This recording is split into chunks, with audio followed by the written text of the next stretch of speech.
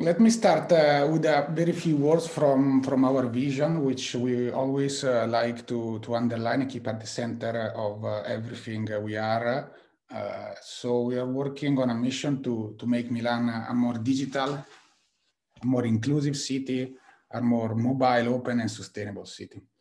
So we apply all these principles in every project that we develop to make sure that the digital transformation journey of the city, it's a journey that can bring together all the people to make sure that innovation don't leave people behind. And when I mean don't people behind, instead of having a digital inclusion, we enlarge the gap. That's a risk that in every city we saw and becoming particularly relevant with the home confinement when all of us discovered that there is a high number of people and percentage of people that maybe don't have enough digital skills or enough digital connection to actually take advantage of these tools. And that's why we believe that a holistic approach on digital transformation can bring the best, because at the very end, we work to simplify the citizen life, to streamline and make it more efficient as a service provider. As a city we are, of course, we design policy, but also we have to deliver fast services to our citizens. And the project that I represent today is the Citizen Digital Folder app. That is a tool that was developed exactly to improve the experience of citizens. So moving our services and digital service from a web platform to a mobile service with the goal of establishing a personal relation with citizen, direct communication, and push notification. Push notification, we believe it's extremely important and relevant. We seeing some incredible result when you reach a citizen and remind him, for example, hey, you have to pay the garbage collection tax. Here is the link. Here is the money you have to pay. Click it. When we are able to do that, we are happy because we can collect very fast the money, and citizens are happy because they are one click away. And that's one of our mantra is mobile first, one click. That's what we are trying to achieve. So the Digital Folder app is an app where actually it's the front end of our interoperability plan and of our data lake. So we build like the foundation of digital transformation, and this is a vertical pillar as a sort of one-stop service center for the citizen, where we are plugging more and more services so that in your pocket you can access to all of the services that you want to and that you have to do with the city. So at the moment we have the registry office vital records where you can request, print, and share digitally with institutions that are requesting that. We have mobility section where you can for example, pay tickets, register your car, so every notification or documents that the city provides on your cards is available there in push notification. And you have access to all your family, so you can also operate for the family. You can book appointment with the municipality, and the number of services are growing and are growing fast because we build it with a strong foundation. Here I try to summarize the Tallinn Declaration focal points, and I did it by looking also on a three-way step where we have input, output, and impact, because we believe all of the three are relevant. As an input, we co-created this app with the citizen in 3 steps. First, we collected all the data that we received from the web platform, so we know what were the most requested services. So we start working on that to include them. Then we engage citizens on a co-creation event and session during the Milan Digital Week.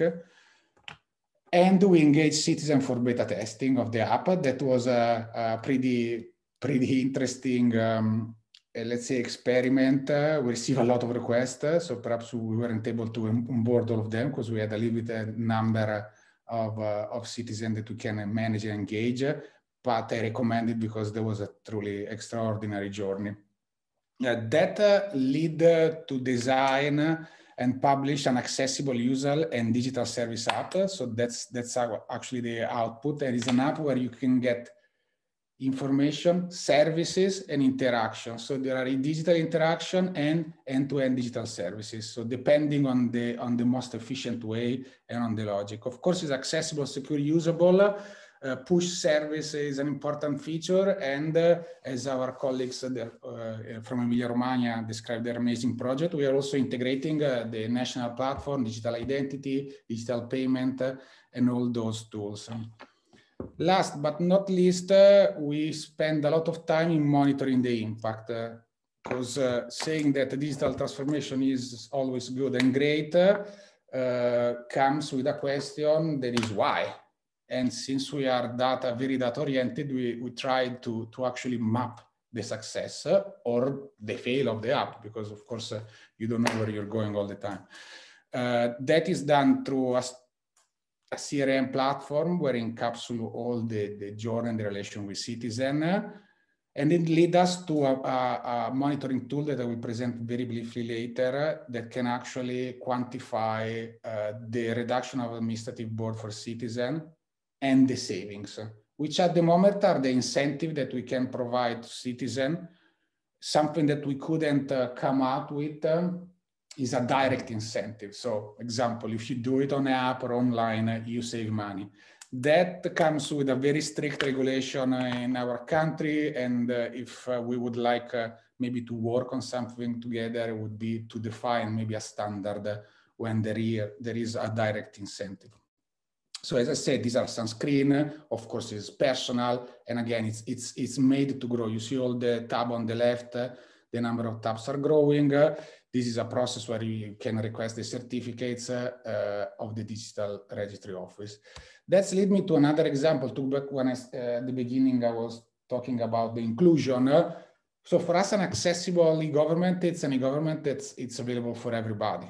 And these are some numbers. So if we have a digital version of the service that I just described, that it's a web platform and app that exceed 90% of the service of vital records are issued through those channels. The app is still picking up. It was launched fairly recently, and we are pushing it, but the mix of web and app exceed 90%. We have human factor offices, 1.5%. We have to note that, of course, COVID changed the numbers a little bit. We started with 80 digital before COVID, and we reached 91, but we will expect that that's a structural change. In the middle, we have augmented. I presented, probably you already know, some of you. As we have a digital platform interoperable, we can issue the same certificates at the desk. So where an operator of the city in office type on the system, reach the data lake, build the certificate and print it for you. You can do it by yourself with the same logic. You access from your mobile to the data lake, and the certificate and units get compiled on your mobile. And we actually launched a third-party certificate program, which is getting a lot of attention. We identify a group of people, the elderly especially, that couldn't use properly the digital tools, and they didn't want to go to the office because they were extremely exposed to COVID due to their age.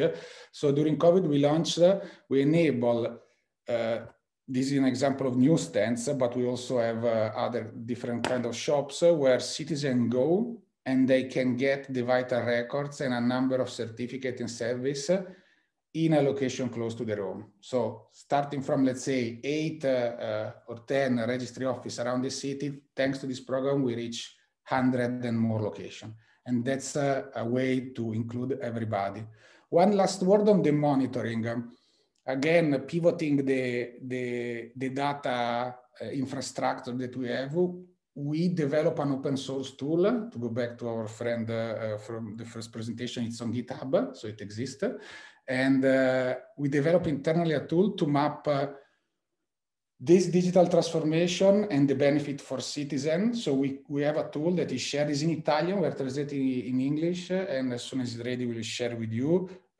You add the input of mapping a non-digital service, and then you map the digital service. So the same service mapped for a citizen that gets it at the desk to a citizen that gets it on mobile.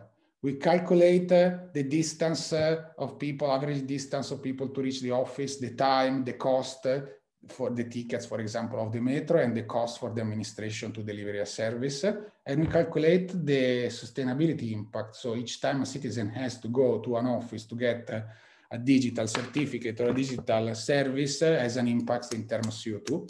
These are certified data from a certified third party. Each time we get the certificates out digitally, we save 1 hour of citizen time, and that's something extremely relevant. We save resources for the administration and around 4.5 euro for each citizen not to go to the office. And those movement of citizens save 449 tons of CO2. I will get back later to that because it's an unreadable number for me. The journey, as I said, all this change, moving from 2016, 55% of certificates digitally delivered to 96, leads citizens not to travel in the city to get services and leads them to save 49 tons of CO2, which means that that service saved 3,265 trees. That's actually the capacity of absorption. These are actually the incentives we are communicating to people. So use digital to save time, money, and CO2, and that's also our approach to a more green and sustainable Europe. Thank you very much, and I hope you find it interesting.